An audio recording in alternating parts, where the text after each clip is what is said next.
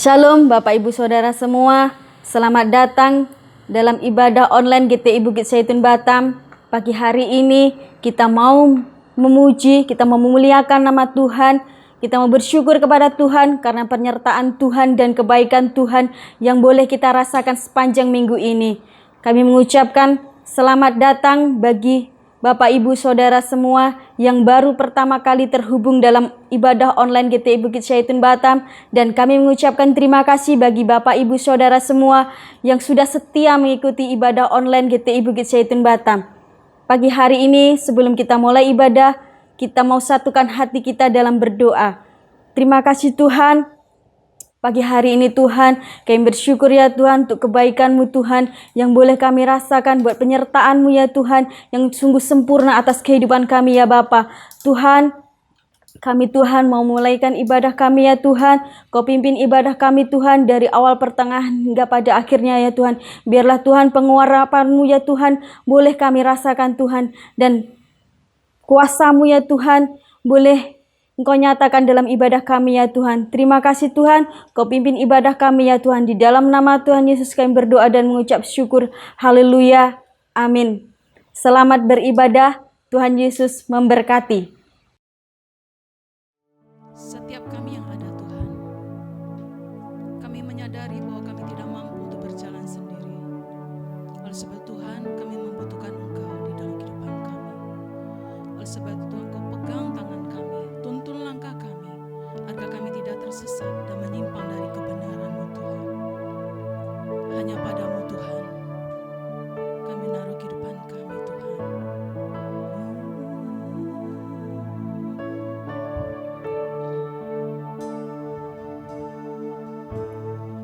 Peganglah tanganku Roh Kudus,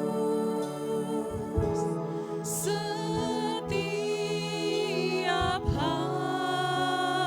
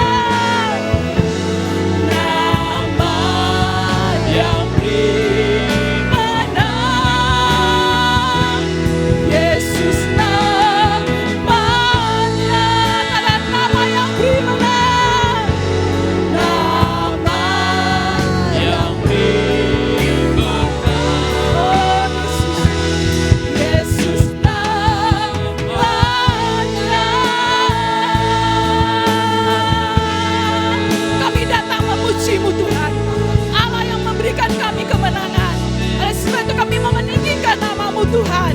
Haleluya, haleluya. Setiap kita yang datang pada saat ini, kita tahu di saat tangan kita dipegang Tuhan. Kita menyerahkan hidup kita untuk mempermuliakan Allah kita.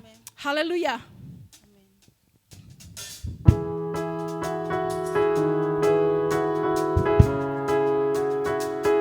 Kita membawa hidup kita mempersembahkan pada Tuhan. Sebab Dia layak menerima segala persembahan hidup kita.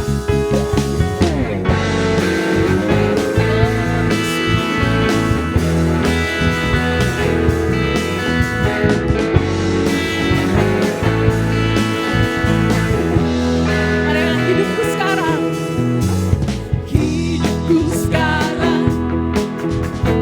ku persembahkan di hadapan-Mu, oh Yesus Tuhan.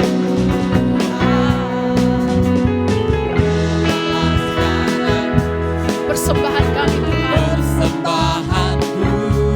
dengan hormat yang agung,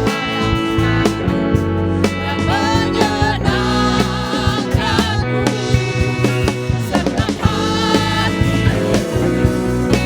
senang jiwaku, aku sembah Kau Yesus Tuhan.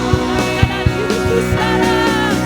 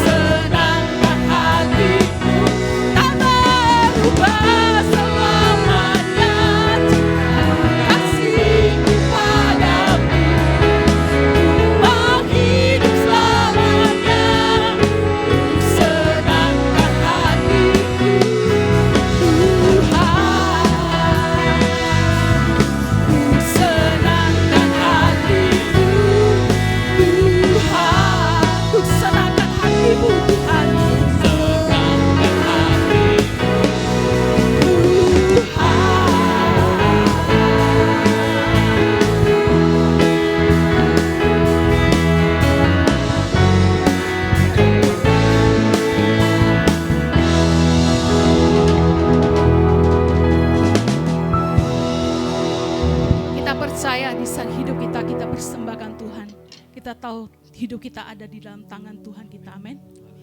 Mari kita akan persiapkan hati kita untuk kita menerima firman Allah. Firman yang selalu menopang dalam kehidupan kita. Firman yang selalu menuntun langkah kehidupan kita. Terima kasih Tuhan.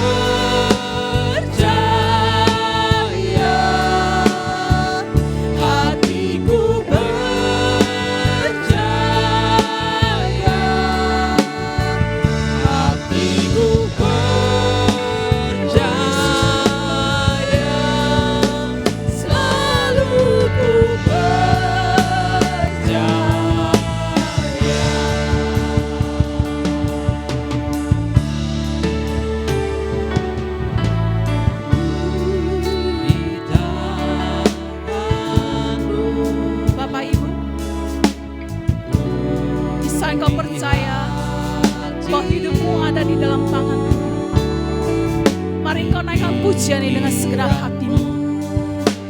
Mari kau naikkan pujian ini dengan imanmu, bahwa engkau adalah biji mata Tuhan, bahwa Tuhan pegang tanganmu, bahwa Tuhan selalu peduli akan dirimu. Apapun yang kau ada hadapi pada saat ini, percaya Tuhan peduli. Tuhan tidak pernah meninggalkan, Tuhan tidak tinggalkan kau sendiri, karena Dia Allah yang peduli. Dia Allah yang selalu memegang hidupmu. Di saat kau datang kepadanya, di saat kau datang kepada dengan sungguh, dan percayalah Tuhan mengada-ada bagimu. Hatiku percaya, katakan kau percaya. Kau percaya pada Tuhan yang memegang peduli dalam kehidupan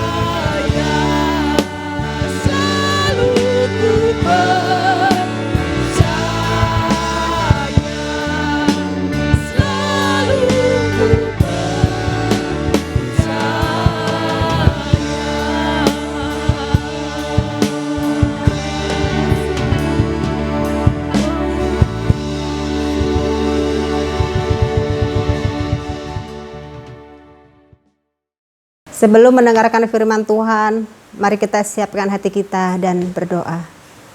Tuhan Yesus, terima kasih buat kesempatan pagi hari ini. Kami masih bisa mendengarkan firman-Mu. Berkati kami Tuhan, urapi mata hati kami, telinga kami Tuhan, agar kami bisa mendengarkan firman-Mu dengan baik. Terima kasih Tuhan Yesus, kami siap mendengarkan firman-Mu. Hanya dalam nama Yesus kami berdoa dan mengucap syukur. Haleluya. Amin.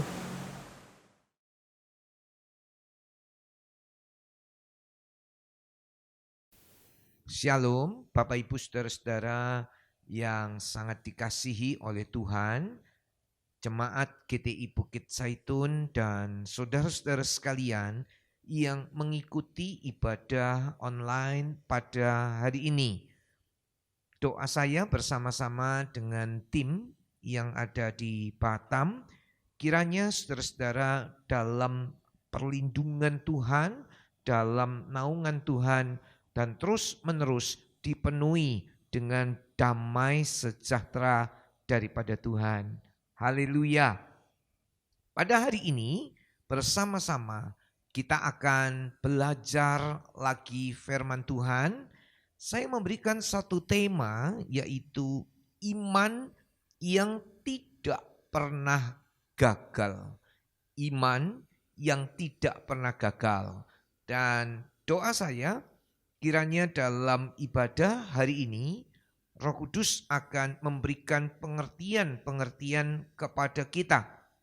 Roh Kudus akan menolong kita sehingga semua umat Tuhan ini bisa menangkap pesan yang daripada Tuhan. Mari kita dengar pembacaan ini dalam Ibrani 11 ayat yang ke-36 sampai dengan ayat yang ke-39.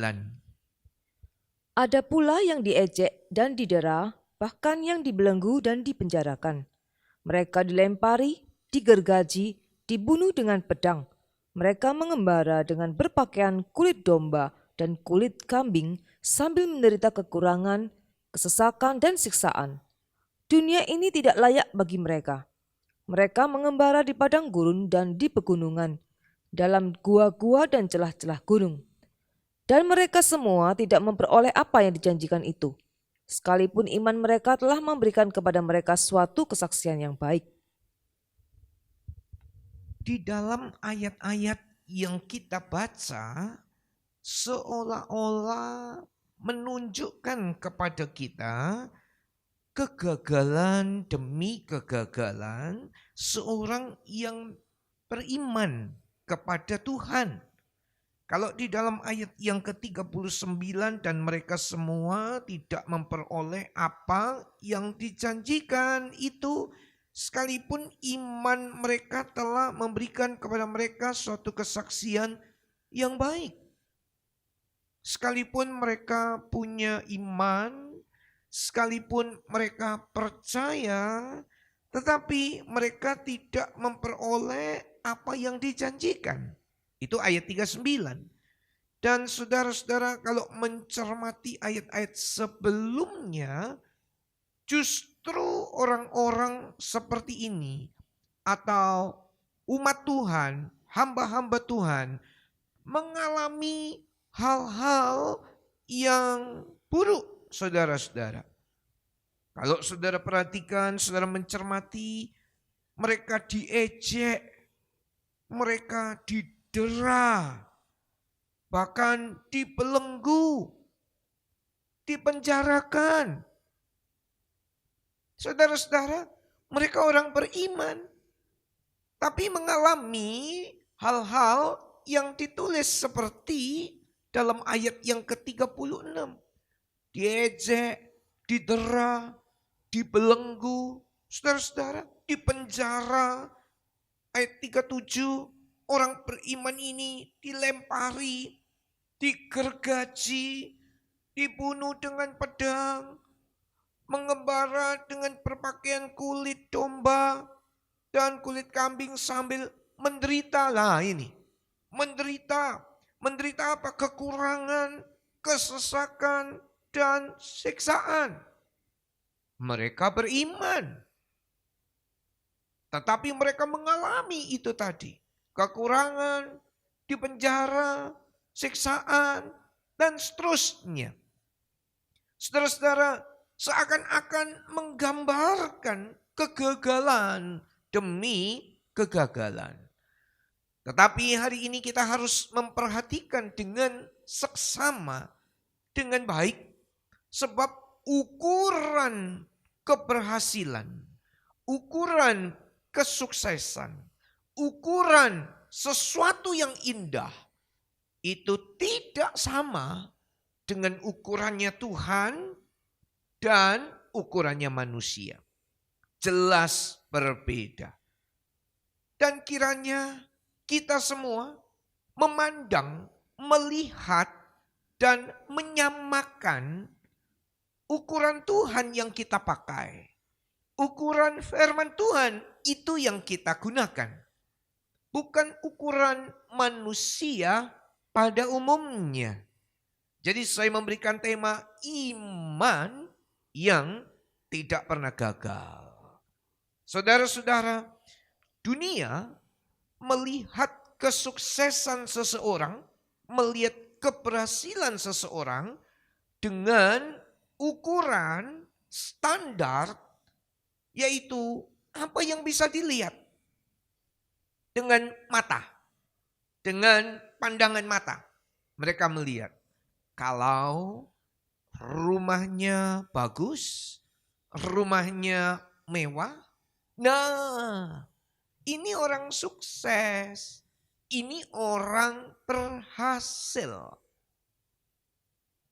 Ataupun kalau dia seseorang ini mempunyai gelar, pendidikannya berhasil dia. Mungkin ada gelar di belakang namanya atau di depan namanya, nama seseorang. Wah, orang ini berhasil menempuh pendidikan tinggi. Wah, mereka berhasil. Ya, ini ukuran dari manusia pada umumnya. Atau saudara-saudara dalam suatu perusahaan, dia menduduki posisi yang tinggi. Mungkin sebagai seorang manajer. Wah, sukses dia. Manajer dari satu perusahaan yang sangat besar. Atau mungkin sebagai kepala cabang, ya. Wah, dia kepala cabang. Atau mungkin dia kepala cabang dari BUMN. Wah, semua orang lihat berhasil. Orang ini bisa menduduki kedudukan yang seperti itu, sukses. Atau orang melihat dari penampilan, saudara-saudara, dari apa yang dipergunakan atau apa yang dipakai. Mungkin lihat saudara-saudara jam tangannya, arlojinya. Wah, itu nggak boleh harga yang ratusan ribu. Itu harganya ratusan juta. Sama ratusannya. 100.000, 100.000 juta. Nah, orang melihat, wah ini yang luar biasa ini. Ini yang hebat. Dia punya jam tangan, arloji, ratusan juta. Ini orang sukses. Atau penampilan dengan kendaraan bermotornya, dengan mobilnya, dengan mobil mewahnya. Ini orang berhasil. Ya, apa yang dilihat dan itu yang diukur. Apa yang dilihat dan itu yang dinilai. Ini pandangan pada umumnya. Saudara-saudara, dan perlu diperhatikan apa yang bisa dilihat dan dinilai oleh manusia, ini semuanya adalah hal-hal yang fana. Hal-hal yang sementara saja. Bukan hal yang kekal. Sekali lagi apa yang bisa dilihat, apa yang bisa dilihat di dalam dunia ini, baik tadi yang namanya kekayaan, gelar, kedudukan, hormat dan sebagainya, itu cuman fana. Itu cuman yang di dunia ini. Itu cuman sementara saja. Kok bisa sementara? Ya, sebab bisa kekayaan bisa habis. Gelar saudara-saudara bisa nggak dipakai lagi. ataupun kedudukan bisa ganti ke orang lain, sekalipun jabatannya begitu tinggi. Bapak Ibu Saudara, jadi sifatnya itu sementara saja. Sifatnya itu adalah fana. Sekarang kita bisa melihat apa yang Tuhan lihat. Nah ini berbeda. Apa yang manusia lihat dan apa yang Tuhan lihat. Saudara-saudara, mari kita membaca satu ayat di dalam Injil Matius pasal yang ke-16. Ayat yang ke-26, ini ayat penting sekali. Supaya saudara-saudara perhatikan dengan baik. Apa gunanya seorang memperoleh seluruh dunia tetapi kehilangan nyawanya?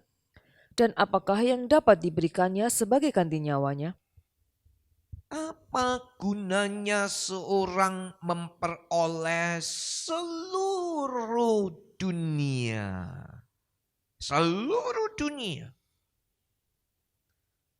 Orang yang punya kekayaan begitu banyak, dia mempunyai saham yang begitu besar dalam satu perusahaan, dia mempunyai kedudukan yang begitu tinggi, saudara-saudara, kekayaannya mungkin dinilai bukan hanya miliar, tetapi mungkin sampai triliun. Bahkan apa yang dikatakan oleh Alkitab, saudara-saudara, jelas orang memperoleh seluruh dunia. Wah, orang kaya paling kaya di dalam dunia ini tidak bisa memperoleh seluruh dunia. Kekayaannya ya sebegitu saja, dia dinilai orang nomor 1 terkaya di dunia. Orang nomor 5 terkaya di dunia. Tetapi orang tersebut tidak bisa memperoleh seluruh dunia ini.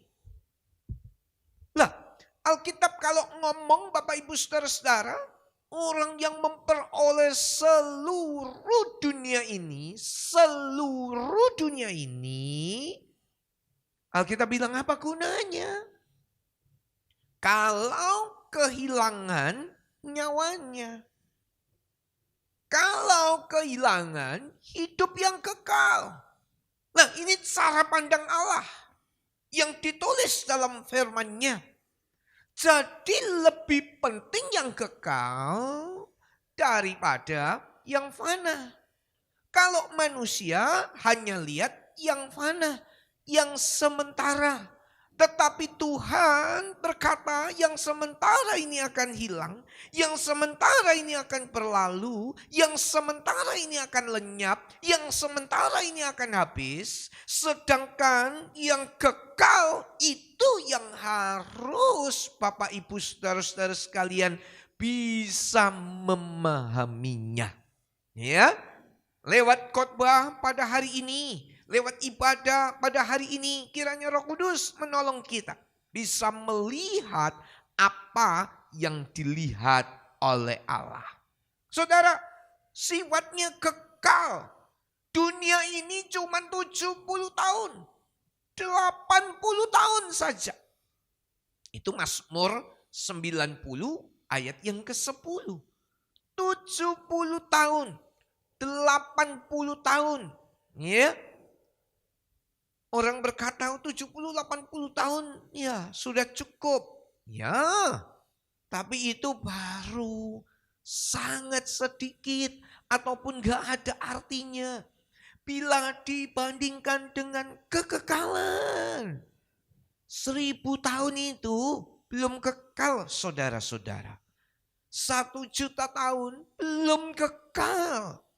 Kekal itu selama-lamanya. Oleh sebab itu saudara-saudara, yang dilihat Allah itu kekal. 70-80 tahun itu sementara. Cuman sangat pendek. Saudara-saudara, itulah di dalam dunia ini. Kekal itu adalah tembus kubur. Jadi tidak dibatasi oleh kubur, tidak dibatasi oleh peti mati. Saudara-saudara, tembus kubur. Ini melewati kematian. Nah itu kekal. Itu kekal. Percuma, sia-sia dapat seluruh dunia. Seluruh dunia. Tapi kehilangan nyawanya. Nah saudara-saudara, kita baca iman yang tidak pernah gagal. Kita belajar iman yang tidak pernah gagal. Yang pertama, perhatikan baik-baik. Iman yang tidak pernah gagal. Satu, Allah tidak pernah gagal. Ya, jadi iman yang tidak pernah gagal karena Allah yang kita sembah itu Allah yang tidak pernah gagal. Yang percaya katakan amin. Allah kita yang kita sembah di dalam nama Tuhan Yesus Kristus adalah Allah yang gak pernah gagal. Bapak Ibu Saudara, rencana manusia itu seringkali gagal. Ayub itu menyadari planningnya, rencananya beberapa kali gagal. Ya, Ayub kalau orang di daerahnya mengatakan, nah ini orang sukses. Kekayaannya luar biasa. Sebelum dia bangkrut pun sudah orang kaya raya. Itu Ayub. Tapi Ayub juga mengatakan rencana Ayub itu seringkali gagal. Mari kita lihat dalam Ayub 17 ayat yang ke-11. Umurku telah lalu, telah gagal rencana-rencanaku, cita-citaku. Umurku telah lalu, gagal rencana-rencanaku, cita-citaku. Itu rencana manusia. Apakah ada di antara saudara yang mengikuti ibadah hari ini mempunyai suatu rencana, suatu planning dalam hidup saudara dan itu gagal, itu belum tercapai, itu sama sekali tidak bisa terpenuhi? Wajar saudara-saudara, karena manusiawi. Karena itu manusia. Rencana manusia seringkali bisa gagal. Ada orang merencanakan begini, gagal. Saudara-saudara, saya kadang melihat satu bangunan tinggi, besar, tapi ternyata sudah bertahun-tahun belum jadi. Bahkan puluhan tahun ya belum jadi apa-apa. Seperti itu. Gak ada pintunya, gak ada jendelanya, cuman berapa tingkat saja dan terbengkalai. Tumbuh rumput-rumput liar di sekelilingnya. Gagal. Apa yang direncanakan oleh pemilik gedung itu gagal. Mungkin dia rencana membangun hotel, mungkin dia rencana membangun satu gedung, atau mungkin dia membangun satu kantor, tapi gagal. Ketika beberapa saat yang lalu waktu pandemi saudara-saudara di kota Batam ada orang baru meresmikan satu hotel. Kira-kira itu pada tahun 2020 awal sekitar Januari begitu. Tapi ketika dilanda oleh pandemi gak sampai setengah tahun saudara-saudara tiba-tiba hotel itu tutup. Tiba-tiba gak bisa beroperasi lagi. Karena gak ada tamunya saudara-saudara. Karena PPKM darurat dan seterusnya. Gagal. Ya. Bapak Ibu, itu rencana manusia bisa gagal. Ada anak yang merencanakan pendidikan tinggi. Tapi terbentur dengan masalah biaya. Terbentur dengan masalah kepintaran dan kecerdasan. Gagal apa yang direncanakan. Itu biasa. Ayub juga bilang rencanaku, cita-citaku mengalami kegagalan. Tapi Ayub juga mengatakan bahwa Allah tidak pernah gagal. Di dalam Ayub 42 ayat yang kedua. Aku tahu bahwa engkau sanggup melakukan segala sesuatu dan tidak ada rencanamu yang gagal. Tidak ada rencana Tuhan yang gagal. gagal. Haleluya. Tuhan merencanakan sesuatu dalam hidup saya, dia tidak pernah gagal.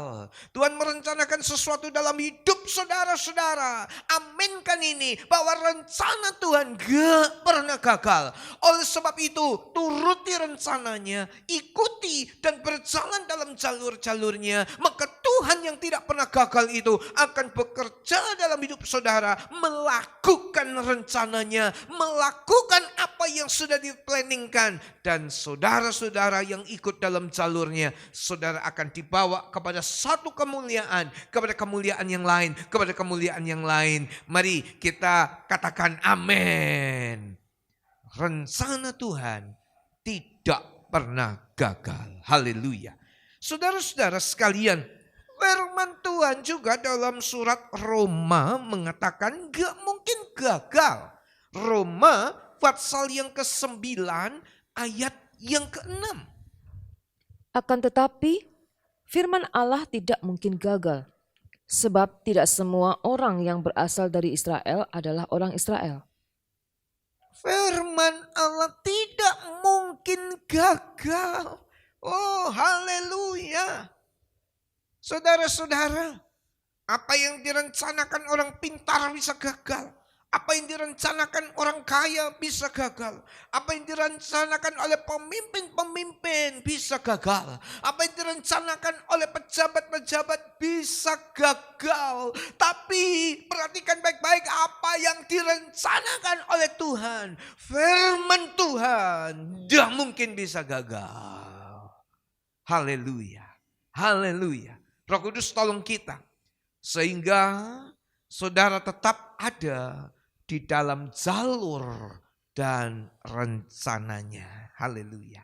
Satu ayat lagi yang Allah tidak pernah gagal, yaitu firman Tuhan itu tidak akan kembali dengan sia-sia.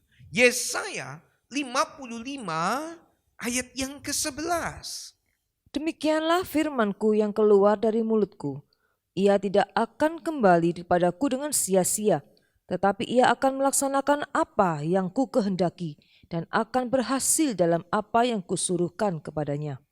Saudara perhatikan, apa yang keluar dari mulut Tuhan yaitu firman-Nya enggak akan kembali dengan sia-sia. Enggak akan kosong. Enggak akan nihil. Enggak akan kembali dengan sia-sia. Oleh sebab itu umat Tuhan, jemaat yang saya kasihi dan juga jemaat yang sangat dikasihi oleh Tuhan. Tuhan tidak pernah gagal. Oleh sebab itu iman tidak pernah gagal karena Tuhan kita tidak pernah gagal. Firman-Nya tidak pernah gagal. Ayo sekarang yang kedua. Iman yang tidak pernah gagal. Saudara, kita harus memahami, mengerti tentang hukum alamiah. Hukum alamiah. Saudara-saudara yang tertulis di dalam Alkitab. Ini hukum alamiah tapi ditulis dalam Alkitab. Sehingga apa yang terjadi yang ditulis oleh Alkitab itu adalah hukum, saudara-saudara. Dan hukum ini akan terlaksana. Mari kita lihat. Tiada kemenangan tanpa peperangan. Nah ini hukum. Ini hukum alamiah. Kalau prajurit enggak perang, saudara-saudara, ya enggak tahu menang atau kalah. Tapi kalau prajurit itu perang, nah bisa kelihatan dia menang. Oleh sebab itu tiada, saudara-saudara, kemenangan tanpa peperangan. Roh Kudus tolong kita bisa mengerti. Kalau kita berkata saya menang tapi enggak perang. Ya, belum kemenangannya dari mana saya menang. Ya, tiada kemenangan tanpa peperangan. Mari kita belajar menjadi seorang prajurit di dalam 2 Timotius pasal yang kedua Ayat yang ketiga dan ayat yang keempat. Haleluya. Ikutlah menderita sebagai seorang prajurit yang baik dari Kristus Yesus. Seorang prajurit yang sedang berjuang tidak memusingkan dirinya dengan soal-soal penghidupannya, supaya dengan demikian ia berkenan kepada komandannya. Jadi seorang prajurit. Mari katakan sama-sama saya prajurit Kristus. Amin. Ya. Tiada kemenangan tanpa peperangan. Alkitab mengatakan ikutlah menderita sebagai seorang prajurit yang baik dari Kristus Yesus. Saya prajuritnya Kristus. Saya taat akan apa yang Dia perintahkan. Dia komandan saya. Dia komandan Bapak Ibu Saudara sekalian. Taati sebagai seorang prajurit, tidak usah pusing dengan soal-soal penghidupan. Tapi yang paling penting adalah ketaatan. Nanti soal-soal penghidupan itu akan dicukupkan oleh Tuhan kita. Yang percaya katakan amin. Akan dicukupkan oleh Tuhan kita. Itu soal-soal penghidupan. Tidak usah khawatir. Seorang prajurit dia taat kepada komandannya. Apa yang diperintahkan komandannya dia lakukan, saudara-saudara. Dan prajurit ini perang menang, perang menang, perang menang, perang menang. Sebab dia taat kepada komandannya. Roh Kudus tolong kita mengerti. Hukum alami yang berikutnya adalah tiada mahkota tanpa salib. Nah, ini penting. Hari-hari ini banyak pengajaran yang mulai membuang salib. Hari-hari ini banyak pengajaran yang mulai menyingkirkan salib. Gak mau pikul salib. Saudara-saudara, tiada mahkota tanpa salib. Yang pertama tadi, tiada kemenangan tanpa peperangan. Mari kita baca di dalam saudara-saudara Wahyu pasal yang kedua, ayat yang ke-10. Jangan takut terhadap apa yang harus engkau derita. Sesungguhnya iblis akan melemparkan beberapa orang dari antaramu ke dalam penjara supaya kamu dicobai dan kamu akan beroleh kesusahan selama 10 hari. Hendaklah engkau setia sampai mati dan aku akan mengaruniakan kepadamu mahkota kehidupan. Umat Tuhan jangan takut apa yang harus saudara derita. Penderitaan yang bagaimana toh? Penderitaan karena kebenaran. Penderitaan karena mentaati firman Tuhan. Penderitaan karena melakukan kehendak Tuhan. Saudara-saudara jangan takut. Menderita karena kebenaran, menderita karena ketaatan akan Tuhan, menderita karena melakukan apa yang Tuhan suruh. Saudara mengalami penderitaan, saudara-saudara jangan takut. Sebab semua itu ada perhitungannya. Semua itu ada perhitungannya. Ada mahkota. Di akhir ayat itu dikatakan akan ada mahkota kehidupan. Tidaklah engkau setia, aku akan mengaruniakan mahkota kehidupan. Saudara, tidak ada mahkota tanpa salib. Oleh sebab itu jangan buang salib. Pikul salib. Orang yang mengikut aku, ia memikul salibnya. Menyangkal diri memikul salibnya tiap hari. Bukan hari Minggu saja. Tiap hari pikul salib, menyangkal diri. Tiada mahkota tanpa salib. Hukum alami yang ketiga yang saudara harus pahami adalah tiada penuaian tanpa penaburan. Tiada penuaian tanpa penaburan. Mari kita baca Galatia 6 ayat yang ke-7 dan ayatnya yang ke-8. Jangan sesat, Allah tidak membiarkan dirinya dipermainkan. Karena apa yang ditabur orang itu juga yang akan dituainya. Sebab barang siapa menabur dalam dagingnya, ia akan menuai kebinasaan dari dagingnya. Tetapi barang siapa menabur dalam roh, ia akan menuai hidup yang kekal dari roh itu.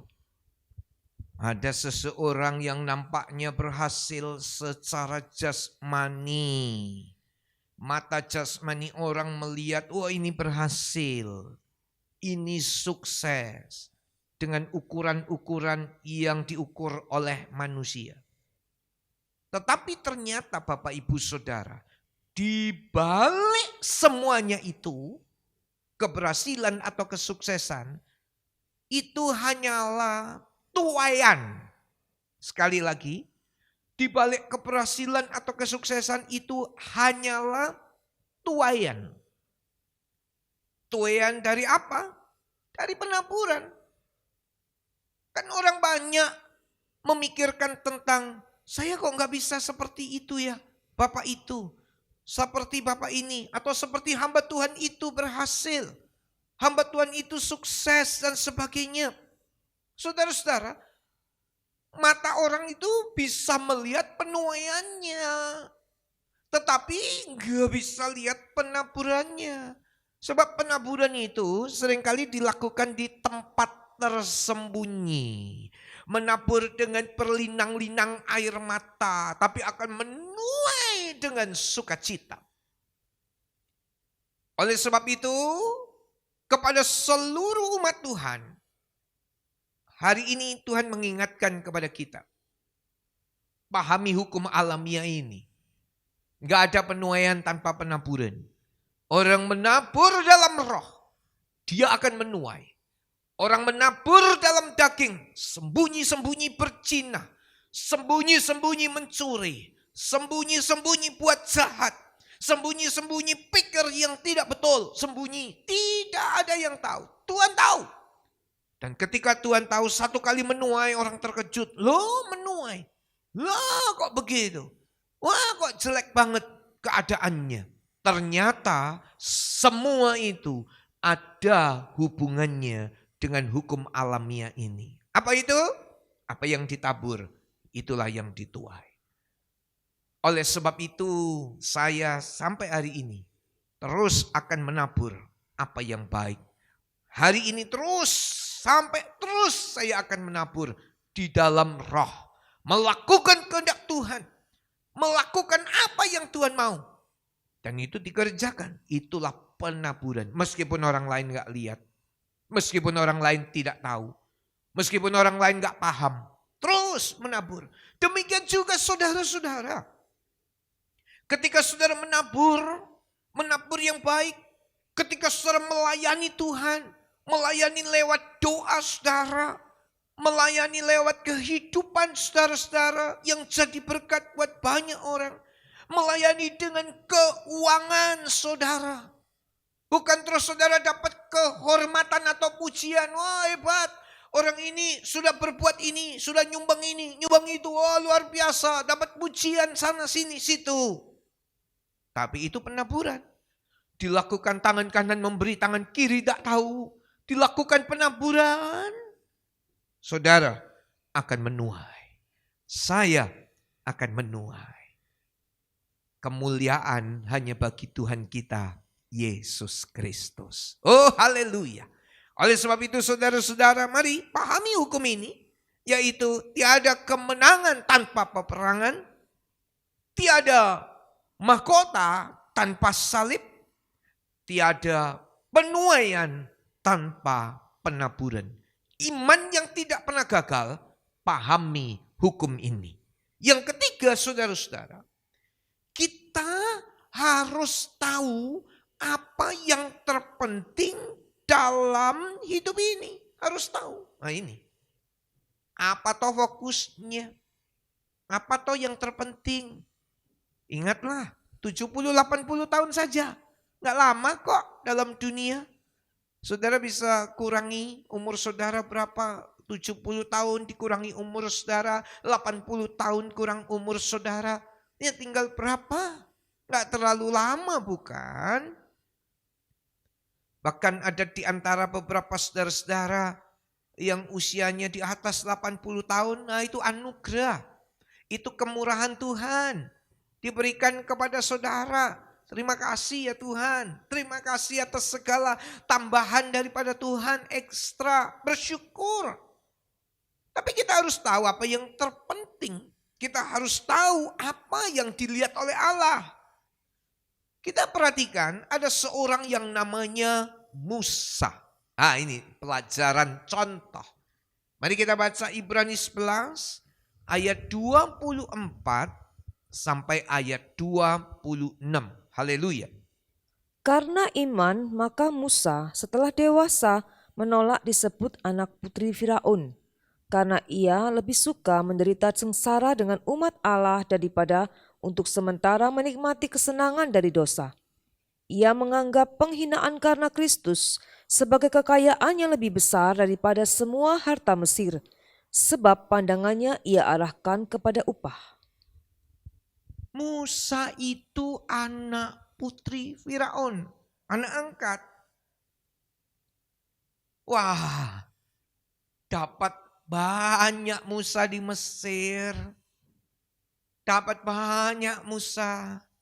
Apa saja Musa bisa dapat, saudara-saudara. Tapi dalam ayat ini dikatakan, saudara-saudara, ia menganggap penghinaan karena Kristus sebagai kekayaan yang lebih besar. Makanya dia lebih suka menderita bersama-sama umat Tuhan daripada menikmati Mesir. Dengan segala fasilitas, dengan segala kemewahan, dengan segala kekayaan, dengan segala kehormatan. Musa kalau di Mesir, saudara-saudara, orang tunduk-tunduk hormat kepada Musa. Pendidikan Musa yang begitu tinggi, kekayaan, kedudukan Musa, dapat itu semua. Tapi dia, saudara-saudara, melihat bahwa menderita bersama-sama umat Tuhan itu jauh lebih berharga. Harus tahu apa yang lebih berharga, harus tahu apa yang lebih penting dalam hidup di dunia ini. Jangan cuma fokus di sini Bapak Ibu. Jangan dengan harta kekayaan kita fokus sampai lupa kepada hidup yang kekal. Jangan fokus dengan pekerjaan saja sampai saudara tidak memperhatikan hubungan dengan Tuhan. Sampai saudara tidak sempat baca Alkitab dan berdoa. Saudara tidak sempat beribadah dan dengar firman Tuhan. Karena saudara bekerja dan bekerja dan bekerja dan bekerja. Bekerja enggak salah. Alkitab juga mengajarkan saya dan saudara harus rajin dalam bekerja. Tapi fokusnya kita bekerja, kita bisa hidup, kita bisa makan. Tujuan kita terus memuliakan Tuhan. Fokus kita apa? Harta dunia bisa habis dengan ngengat, dengan karat, dengan pencuri. Tapi harta kekal gak mungkin bisa dicuri. Gak mungkin dimakan rayap. Harta kekal kita kerjakan sementara kita ada di dalam dunia yang fana ini. Roh Kudus tolong kita bisa mengerti. Musa ngerti. Musa paham. Nah, kita hidup ini untuk apa? Untuk Tuhan. Mari kita baca. Roma 14 ayat 7 dan ayat ke-8. Haleluya. Sebab tidak ada seorang pun di antara kita yang hidup untuk dirinya sendiri, dan tidak ada seorang pun yang mati untuk dirinya sendiri. Sebab jika kita hidup untuk Tuhan. Dan jika kita mati untuk Tuhan. Jadi baik hidup atau mati kita adalah milik Tuhan. Baik hidup ataupun mati, saya dan saudara milik Tuhan. Yang mengaminkan katakan amin. Haleluya. Kita hidup untuk Tuhan. Kita mati untuk Tuhan. Baik hidup, baik mati milik Tuhan. Nah, kalau orang ngerti ini, wah dia bergairah. Dia bersuka cita. Meskipun dia tidak mendapatkan apa-apa dalam dunia ini. Sekalipun dia mengalami penderitaan seperti tadi ayat-ayat yang kita baca. Digergaji, di penjara, sengsara, ini, itu, dan seterusnya. mengalami kesukaran, kemiskinan, mengalami kesengsaraan dan seterusnya. Kita hidup untuk Tuhan. Kita mati untuk Tuhan. Mati hidup milik Tuhan. Haleluya. Roh Kudus tolong kita bisa menangkap kebenaran ini. Langit bumi akan lenyap, saudara-saudara. Langit bumi ini akan lenyap. Satu kali habis semua. Ganti langit bumi baru. Haleluya. Kalau saudara cuma fokus, ya artinya kita tidak dapat yang kekal. Kita menomorduakan Tuhan. Sekarang nomor satukan Tuhan. Carilah kerajaan Allah dan kebenarannya. Nanti sekaliannya akan ditambah-tambahkan dalam kehidupan saudara, dalam kehidupan umat Tuhan. Sekarang poin yang terakhir keempat, saudara-saudara. Tetaplah mengucap syukur. Iman yang tidak pernah gagal, kalau seseorang ini tetap mengucap syukur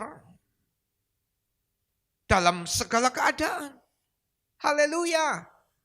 Rasul Paulus ketika ada dalam penjara, dalam keadaan dia dipasung di belenggu, dalam keadaan tubuhnya luka karena habis dicambuk, saudara-saudara.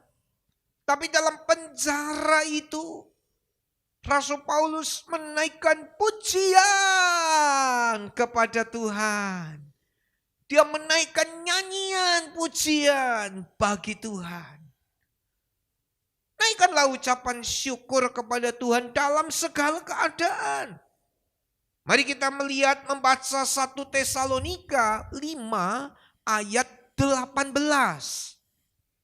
Mengucap syukurlah dalam segala hal, sebab itulah yang dikehendaki Allah di dalam Kristus Yesus bagi kamu. Terus ucapkanlah syukur. Enak gak enak, senang gak senang, susah menderita, ataupun saudara-saudara sedang mengalami sesuatu yang baik, tetap ucapkanlah syukur. Oh haleluya.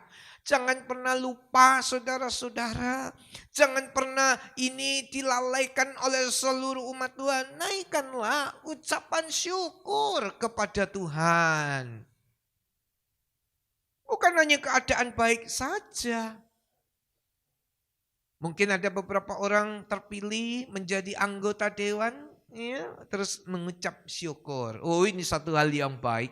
Dia undang rekannya, dia undang yang mendoakan untuk bersyukur. Bagus, baik. Tapi sekalipun gak terpilih, bisakah tetap mengucap syukur? Nah, kalau Alkitab mengajarkan saya dan saudara, mengucap syukur dalam segala hal. Iman yang tak pernah gagal, dia bisa mengucap syukur. Dan kita tahu bahwa Tuhan akan memberikan kita kemenangan. Kemenangan. Tadi dalam hukum alamiah, tiada kemenangan tanpa peperangan. Nah ketika perang Tuhan kasih kemenangan. Coba kita lihat dalam 2 Korintus 2 ayat 14. Tetapi syukur bagi Allah yang dalam Kristus selalu membawa kami di jalan kemenangannya. Dengan perantaraan kami ia menyebarkan keharuman pengenalan akan Dia di mana-mana. Jalan kemenangan, Dia membawa saya dan saudara-saudara di dalam jalan kemenangan. Terjemahan lain, pawai kemenangan. Ketika atlet-atlet Indonesia berjaya mempersembahkan medali emas dalam suatu kejuaraan internasional. Mereka pulang dan di bandara turun dari pesawat, disambut, dikalungi karangan bunga, kemudian diarak orang mengeluk-elukan, pawai kemenangan.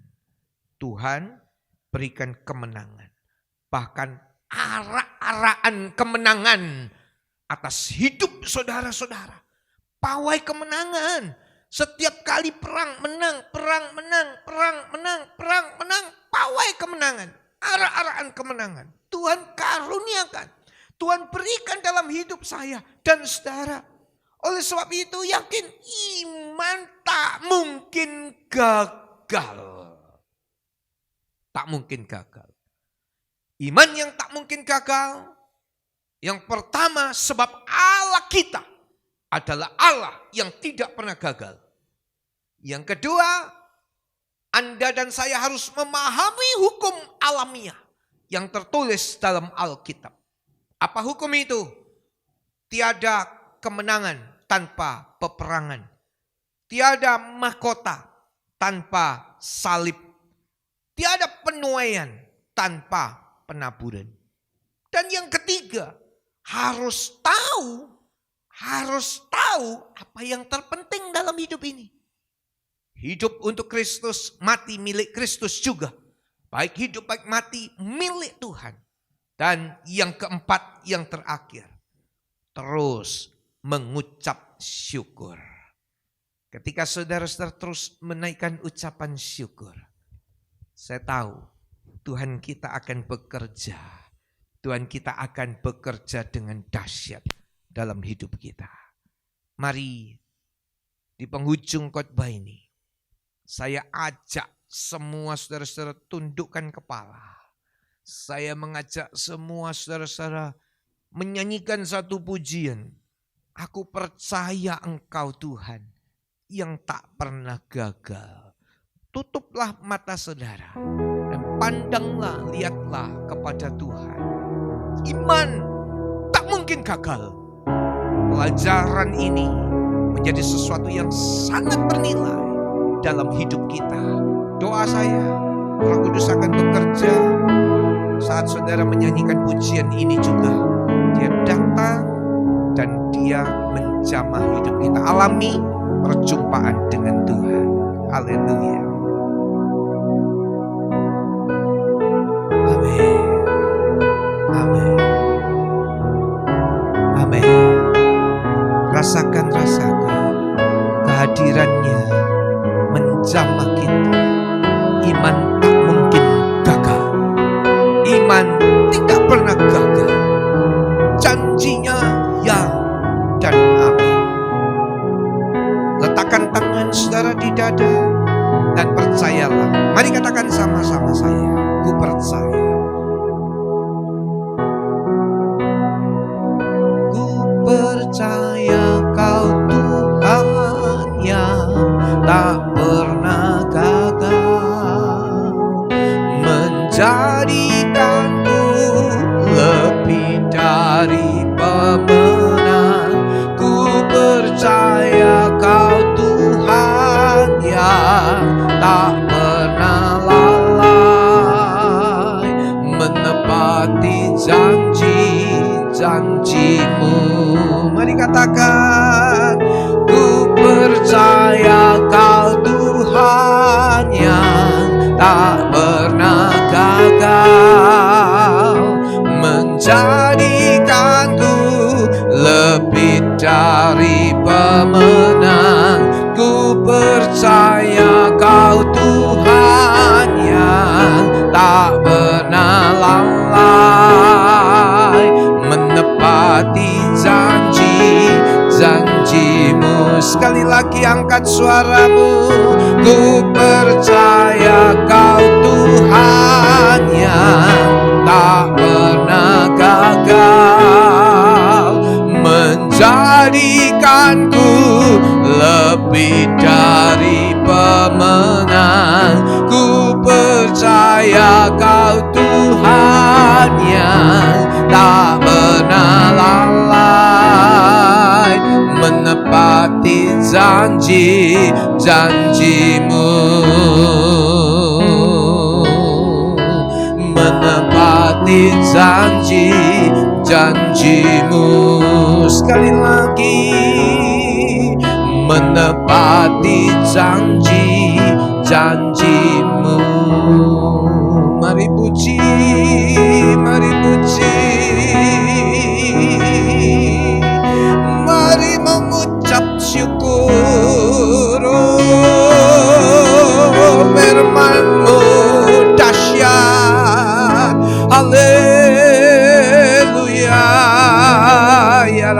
Shadaralaya malana Yesu. Haleluya. Iman yang tak pernah gagal, Tuhan yang tak pernah gagal ada bersama-sama saudara. Jangan keluar dari jalurnya, jangan menyimpang ke kiri atau ke kanan. Tetap setia, tetap ada dalam jalannya. Berkat Tuhan tercurah ke atas setiap umatnya. Oh, ralaba kasyadara lama ya sikirere ralaba. Urapan Tuhan turun, hadirat Tuhan nyata ke atas saudara-saudara. Tuhan Yesus yang baik, terima kasih buat ibadah hari ini. Tuhan sudah pimpin sampai ke akhirnya, dan hadirat Tuhan begitu limpah dalam setiap kami dimanapun kami berada. Kiranya Roh Kudus menolong, memampukan kami, memberi kekuatan buat kami. Terpujilah namamu Tuhan, terpujilah namamu, berkat-Mu dicurahkanlah ke atas setiap umat-Mu. Umat-Mu penuh damai sejahtera, sehat dan berkemenangan. Ada pawai kemenangan, tiap-tiap hari pawai kemenangan bersama-sama Tuhan. Arak-arakan kemenangan, sebab janjinya yang tidak pernah gagal, firman Tuhan tidak akan kembali dengan sia-sia. Terima kasih Tuhan, terpujilah namamu. Hamba-Mu memohonkan berkat Tuhan dicurahkan ke atas saudara-saudara sekalian.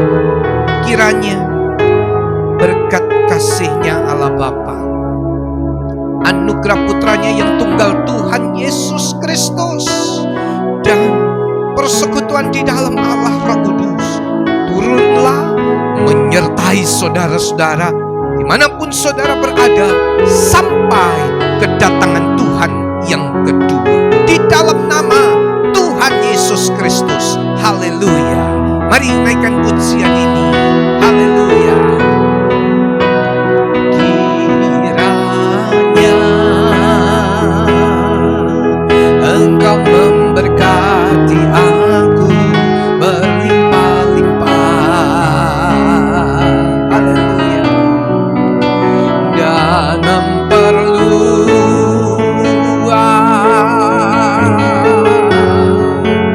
daerahku. Amin, amin, amin. Dan kiranya tangan-Mu menyertai aku dan melindungi aku. Amin. Daripada malapetaka, sehingga kesakitan tidak menimpa aku. Mari bersama-sama Tuhan mendengarkan dan menjawab doaku.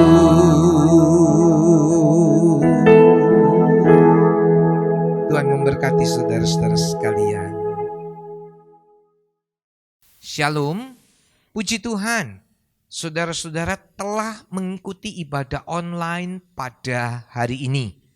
Sejak dari puji-pujian sampai firman dan lagu penutup tadi, hadirat Tuhan kiranya turun ke atas saudara-saudara semua. Dan doa saya, Tuhan akan membawa saudara dalam pawai arak-arakan kemenangan. Jangan lupa saudara bagikan link ini kepada saudara-saudara yang lain supaya mereka juga diberkati oleh Tuhan. Saya selaku Gembala GTI Bukit Zaitun Batam mengucapkan banyak terima kasih atas dukungan doa dari seluruh saudara-saudara serta juga persembahan yang saudara berikan. Kiranya Tuhan sendiri yang membalas dengan berlipat kali ganda. Tuhan memberkati, sampai jumpa pada kesempatan yang akan datang. Puji Tuhan.